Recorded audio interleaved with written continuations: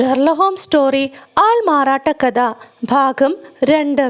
Mister windy bank ഫ്രാൻസിൽ നിന്നും മടങ്ങി വന്നപ്പോൾ നൃത്തത്തിന് നിങ്ങളെല്ലാം പോയത് അയാളെ ചൊടിപ്പിച്ചുവെന്ന് ഞാൻ വിശ്വസിക്കട്ടെ? ഹോംസ് ചോദിച്ചു. ഓ കൊള്ളാം, അതേക്കുറിച്ച് അദ്ദേഹത്തിന് സന്തോഷമായിരുന്നു. ഞാൻ ഓർക്കുന്നു. അദ്ദേഹം തോൾ കുലുക്കി ചിരിച്ചു. സ്ത്രീകളെ ഒന്നും തടസ്സപ്പെടുത്തുന്നത് കൊണ്ട് വിശേഷമില്ല, കാരണം അവൾക്ക് അവളുടെ വഴി കാണും എന്ന് അദ്ദേഹം പറഞ്ഞു. അത് ശരി. അങ്ങനെ ഗ്യാസ് ഫിറ്റേഴ്സ് ഡാൻസിന് പോയപ്പോൾ മിസ്റ്റർ ഹോസ്മർ ഏഞ്ചൽ എന്ന മാന്യനെ നിങ്ങൾ കണ്ടുവെന്ന് ഞാൻ മനസ്സിലാക്കുന്നു, ഹോംസ് പറഞ്ഞു. ശരിയാണ് സാർ, ഞാൻ അയാളെ ആ രാത്രി കണ്ടു. ഞങ്ങൾ സുരക്ഷിതരായി വീട്ടിലെത്തിയോ എന്ന് പിറ്റേന്ന് വീട്ടിൽ വന്ന് അയാൾ അന്വേഷിച്ചു. പിന്നെയും ഞാൻ അയാളെ കണ്ടു, അതായത് 2 തവണ. നടക്കാൻ പോകുമ്പോഴാണ് കണ്ടത്.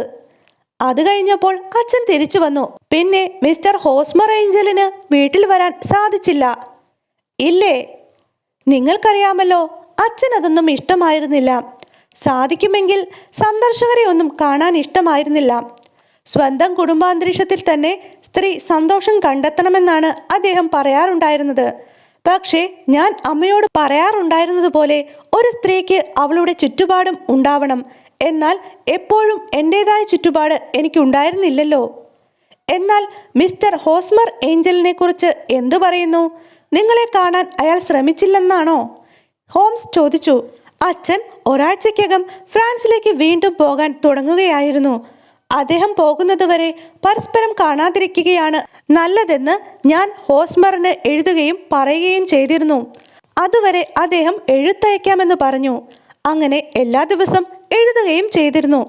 എന്നും രാവിലെ ഞാൻ തന്നെ കത്തുകൾ കൊണ്ടുവന്നിരുന്നതിനാൽ അച്ഛൻ അതറിയേണ്ട കാര്യമില്ലായിരുന്നു.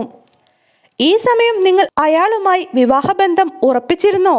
ഹോംസ് ചോദിച്ചു.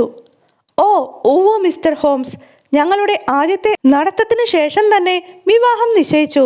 മിസ്റ്റർ ഏഞ്ചൽ ലെഡൻഹാൾ സ്ട്രീറ്റിലെ ഒരു ഓഫീസിൽ ക്യാഷ്യറായിരുന്നു. ഏത് ഓഫീസ്? അതാണ് അതിലെ ഏറ്റവും ദയനീയത മിസ്റ്റർ ഹോംസ്. അതെനിക്ക് അറിഞ്ഞുകൂടാ. അയാൾ പിന്നെ എവിടെയാണ് ജീവിച്ചിരുന്നത്? അയാൾ അതിൻ്റെ പരിസരത്താണ് ഉറങ്ങിയിരുന്നത്. നിങ്ങൾക്ക് അയാളുടെ മേൽവിലാസം അറിഞ്ഞുകൂടെ? ഇല്ല, ലെഡൻഹാൾ സ്ട്രീറ്റിലാണെന്നൊഴികെ എനിക്കൊന്നും അറിഞ്ഞുകൂടാ. പിന്നെ നിങ്ങൾ എങ്ങനെ അയാൾക്ക് കത്തുകൾ അയച്ചു?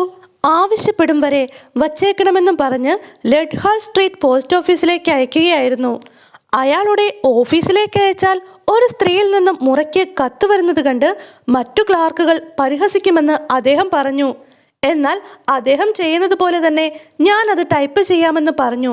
പക്ഷേ അതും വേണ്ടെന്ന് അദ്ദേഹം പറഞ്ഞു. കാരണം ഞാൻ എഴുതിയാൽ അത് എൻ്റെ കയ്യിൽ നിന്നും വരുന്നതായും ടൈപ്പ് ചെയ്താൽ ഞങ്ങൾക്കിടയിൽ ഒരു യന്ത്രം നിൽക്കുന്നതായും തോന്നുമത്രേ. മിസ്റ്റർ ഹോംസ്, ഇതൊന്നു മാത്രം പോരെ? അദ്ദേഹത്തിന് എന്നോട് എത്ര സ്നേഹമായിരുന്നുവെന്നും നിസ്സാര കാര്യങ്ങളിൽ പോലും അദ്ദേഹം വിചാരിക്കുന്നത് എന്താണെന്നും തെളിയാൻ അത് വളരെ സൂചനാത്മകമാണ്, ഹോംസ് പറഞ്ഞു. നിസ്സാര കാര്യങ്ങൾ വളരെ പ്രധാനമാണെന്നുള്ളത് എൻ്റെ മൗലിക സിദ്ധാന്തമാണ്. മിസ്റ്റർ ഹോസ്മർ ഏഞ്ചലിനെ കുറിച്ച് നിങ്ങൾക്ക് മറ്റെന്തെങ്കിലും ഓർക്കാൻ കഴിയുന്നുണ്ടോ? മിസ്റ്റർ ഹോംസ്, അദ്ദേഹം വലിയ ലജ്ജാലുവായിരുന്നു. പകൽ വെളിച്ചത്തിലല്ല, വൈകുന്നേരങ്ങളിൽ എൻ്റെ കൂടെ നടക്കാനാണ് അദ്ദേഹം ഇഷ്ടപ്പെട്ടിരുന്നത്.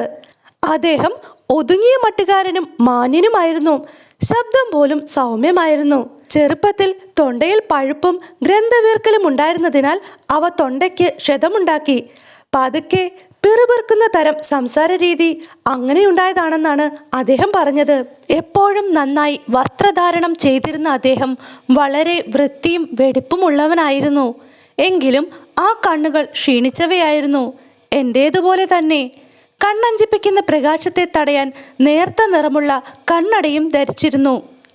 ശരി, നിങ്ങളുടെ രണ്ടാനച്ഛൻ മിസ്റ്റർ വിൻഡി ബാങ്ക് ഫ്രാൻസിലേക്ക് പോയ ശേഷം എന്ത് സംഭവിച്ചു? മിസ്റ്റർ ഹോസ്മർ ഏഞ്ചൽ വീട്ടിലേക്ക് വീണ്ടും വന്നു. അച്ഛൻ തിരിച്ചു വരുന്നതിന് മുമ്പ് ഞങ്ങൾ വിവാഹിതരാവണമെന്ന് അഭിപ്രായപ്പെട്ടു. അദ്ദേഹം വളരെ തിടുക്കം കൂട്ടി. വേദപുസ്തകത്തിന്മേൽ എൻ്റെ കൈവച്ചിട്ട് എന്തെല്ലാം വന്നാലും ഞാൻ അദ്ദേഹത്തോട് എപ്പോഴും സത്യസന്ധമായിരിക്കുമെന്ന് എന്നെക്കൊണ്ട് പ്രതിജ്ഞ ചെയ്യിച്ചു. അങ്ങനെ പ്രതിജ്ഞ ചെയ്തതിൽ തെറ്റില്ലെന്നും അത് അയാളുടെ വികാരാവേശത്തിൻ്റെ തെളിവാണെന്നും അമ്മ പറഞ്ഞു. ആരംഭം മുതലേ എല്ലാ കാര്യങ്ങളിലും അമ്മ അദ്ദേഹത്തിന് അനുകൂലമായിരുന്നു. തന്നെയല്ല, എന്നേക്കാളേറെ അദ്ദേഹത്തിൽ താല്പര്യമുള്ളവളുമായിരുന്നു. ആ ആഴ്ച തന്നെ വിവാഹം കഴിക്കുന്നതിനെക്കുറിച്ച് അവർ പറഞ്ഞപ്പോൾ ഞാൻ അച്ഛനെ അറിയിക്കുന്ന കാര്യം സൂചിപ്പിച്ചു. അപ്പോൾ അച്ഛനെക്കുറിച്ചൊന്നും ആലോചിക്കേണ്ട, എല്ലാം കഴിഞ്ഞ് അദ്ദേഹത്തോട് പറഞ്ഞാൽ മതിയെന്നും അതെല്ലാം അമ്മ ശരിയാക്കിക്കൊള്ളുമെന്നും അവർ രണ്ടാളും കൂടി പറഞ്ഞു. മിസ്റ്റർ ഹോംസ് പക്ഷേ എനിക്കത്ര ഇഷ്ടപ്പെട്ടില്ല അത്. എന്നേക്കാൾ ഏതാനും വർഷം മാത്രം പ്രായക്കൂടുതലുള്ള അദ്ദേഹത്തിൻ്റെ അനുവാദം വാങ്ങുകയെന്നത് രസകരമായി തോന്നാം. എങ്കിലും ഗൂഢമായി ഒന്നും ചെയ്യാൻ ഞാൻ ആഗ്രഹിച്ചിരുന്നില്ല. അതിനാൽ കമ്പനിക്ക് ഫ്രഞ്ച് ഓഫീസ് ഉണ്ടായിരുന്ന ബോർഡിയോക്സിലേക്ക് ഞാൻ അച്ഛൻ എഴുതി. പക്ഷേ വിവാഹത്തിൻ്റെ അന്ന് രാവിലെ ആ കത്ത് എനിക്ക് മടങ്ങി വന്നു. അത് അദ്ദേഹത്തിന് കിട്ടിയില്ലെന്നാണോ?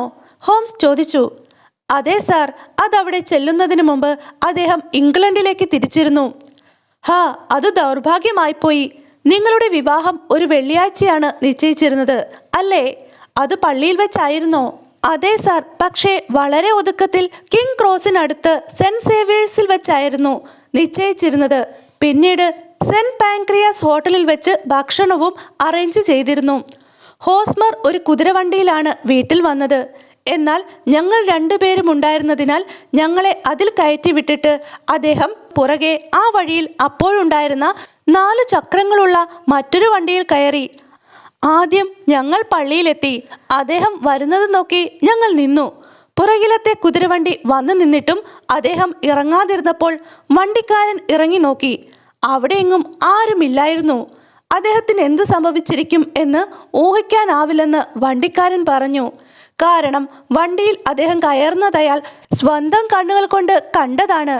മിസ്റ്റർ ഹോംസ്, അത് കഴിഞ്ഞ വെള്ളിയാഴ്ചയാണ്. അതിൽ പിന്നെ ഞാനൊന്നും കാണുകയോ കേൾക്കുകയോ ചെയ്തിട്ടില്ല. അദ്ദേഹത്തിന് എന്ത് സംഭവിച്ചു എന്നതിനെപ്പറ്റി എന്തെങ്കിലും വെളിച്ചം നൽകുന്ന ഒന്നും അറിഞ്ഞിട്ടുമില്ല. നിങ്ങളോട് വളരെ ലജ്ജാകരമായി പെരുമാറിയിരിക്കുന്നതായി എനിക്ക് തോന്നുന്നു, ഹോംസ് പറഞ്ഞു. ഓ ഇല്ല സാർ, അദ്ദേഹം വളരെ നല്ലവനും ദയാശീലനുമായിരുന്നു. അങ്ങനെ എന്നെ പിരിയാനാവില്ല അദ്ദേഹത്തിന്. പിന്നെ എന്ത് കാര്യത്തിനാണ് അദ്ദേഹം എന്നെ പിരിയുന്നത്? എന്തെല്ലാം സംഭവിച്ചാലും ഞാൻ സത്യസന്ധമായിരിക്കണമെന്ന് എല്ലാ ദിവസവും രാവിലെ എന്നോട് അദ്ദേഹം പറയുമായിരുന്നു. മുൻകൂട്ടി കാണാനാവാത്ത എന്തെങ്കിലും ഞങ്ങളെ വേർപെടുത്തുകയാണെങ്കിൽ ഞാൻ ചെയ്ത പ്രതിജ്ഞ അപ്പോഴോ പിന്നീടോ നിറവേറ്റണമെന്ന് ആവശ്യപ്പെടുമെന്ന് വിവാഹത്തിൻ്റെ അന്ന് രാവിലെയും അദ്ദേഹം പറഞ്ഞിരുന്നു. ഇതൊരു വിചിത്ര സംസാരമെന്ന് തോന്നാം, എങ്കിലും അതിനൊരർത്ഥമുണ്ടാവില്ലേ? തീർച്ചയായും ഉണ്ടാവും. മുൻകൂട്ടി കാണാനാവുന്ന എന്തോ ദുരന്തം അയാൾക്കുണ്ടായിട്ടുണ്ടെന്നാണോ നിങ്ങളുടെ അഭിപ്രായം? ഹോംസ് ചോദിച്ചു. അതെ സാർ, അദ്ദേഹം എന്തോ അപകടം മുൻകൂട്ടി കണ്ടിരുന്നുവെന്ന് ഞാൻ വിശ്വസിക്കുന്നു. അല്ലെന്നു വരികിൽ അദ്ദേഹം അങ്ങനെ സംസാരിക്കുകയില്ലായിരുന്നു. എന്നാൽ അതെന്തായിരുന്നുവെന്ന് നിങ്ങൾക്കൊരു ഊഹവുമില്ലേ? ഹോംസ് ചോദിച്ചു. ഒന്നുമില്ല. ഒരു ചോദ്യം കൂടെ, നിങ്ങളുടെ അമ്മ ഈ വിവരം എങ്ങനെ എടുത്തു? അവർക്ക് ദേഷ്യമായിരുന്നു. ഞാൻ ഈ കാര്യത്തെപ്പറ്റി വീണ്ടും ഒന്നും മിണ്ടിപ്പോകരുതെന്ന് പറഞ്ഞു. നിങ്ങളുടെ അച്ഛനോ? നിങ്ങൾ അയാളോട് പറഞ്ഞോ ഈ കാര്യം? ഓവ്, എന്നെപ്പോലെ തന്നെ എന്തോ സംഭവിച്ചു എന്നാണ് അദ്ദേഹവും കരുതിയത്. ഹോസ്മറെക്കുറിച്ച് വീണ്ടും എനിക്ക് കേൾക്കാനാവുമെന്നും അദ്ദേഹം വിശ്വസിച്ചു. എന്നെ പള്ളിവാതിൽ വരെ കൊണ്ടുപോയിട്ട് ഉപേക്ഷിക്കാൻ ആർക്കാണ് താല്പര്യമെന്ന് അദ്ദേഹം ചോദിച്ചു. എൻ്റെ ധനം വാങ്ങിയിരുന്നുവെങ്കിൽ, അല്ലെങ്കിൽ എന്നെ വിവാഹം ചെയ്ത് സ്വത്ത് അദ്ദേഹത്തിൻ്റെതാക്കിയിരുന്നെങ്കിൽ എന്തെങ്കിലും അർത്ഥമുണ്ടാകുമായിരുന്നു. എന്നാൽ പണസംബന്ധമായി ഹോസ്മർ വളരെ സ്വതന്ത്രനായിരുന്നു. എൻ്റെ ഒരൊറ്റ ഷില്ലിംഗ് പോലും ചെലവഴിച്ചിരുന്നില്ല. പിന്നെ എന്ത് സംഭവിച്ചിരിക്കാം? എന്താണ് അദ്ദേഹത്തിന് എഴുതാൻ വയ്യാത്തത്? ഓ, അതേക്കുറിച്ച് ചിന്തിക്കുന്നത് തന്നെ എന്നെ ഭ്രാന്ത് പിടിപ്പിക്കുന്നു. രാത്രി എനിക്ക് ഒരു പോള കണ്ണടയ്ക്കാൻ കഴിയുന്നില്ല. കയ്യുറയിൽ നിന്നും ചെറിയ കൈലേസ് വലിച്ചെടുത്ത് അവൾ ഏങ്ങലടിച്ച് കരയാൻ തുടങ്ങി. നിങ്ങൾക്ക് വേണ്ടി ഞാൻ ഈ കേസ് നോക്കാം, ഹോംസ് എഴുന്നേറ്റ് നിന്നു പറഞ്ഞു. തീർച്ചയായും വ്യക്തമായ ഒരു ഫലം നമുക്കുണ്ടാവുമെന്നതിൽ എനിക്ക് സംശയമില്ല. ഇപ്പോൾ ഈ കാര്യത്തിൻ്റെ ചുമതല എന്നെ ഏൽപ്പിക്കൂ. ഇതേക്കുറിച്ച് ഇനിയും നിങ്ങളുടെ മനസ്സ് പുണ്ണാക്കുകയോ വേണ്ട. അതിലൊക്കെ ഉപരി നിങ്ങളുടെ ജീവിതത്തിൽ നിന്നും അയാൾ ചെയ്തതുപോലെ മിസ്റ്റർ ഹോസ്മർ ഏഞ്ചൽ നിങ്ങളുടെ ഓർമ്മയിൽ നിന്നും മാഞ്ഞു പോകട്ടെ. ഞാനിനി വീണ്ടും അദ്ദേഹത്തെ കാണില്ലെന്നാണോ നിങ്ങൾ വിചാരിക്കുന്നത്? ഇല്ലെന്ന് ഞാൻ ഭയക്കുന്നു, ഹോംസ് പറഞ്ഞു. എങ്കിൽ അയാൾക്ക് എന്ത് സംഭവിച്ചിരിക്കും? നിങ്ങൾ ആ ചോദ്യം എനിക്ക് വിടൂ.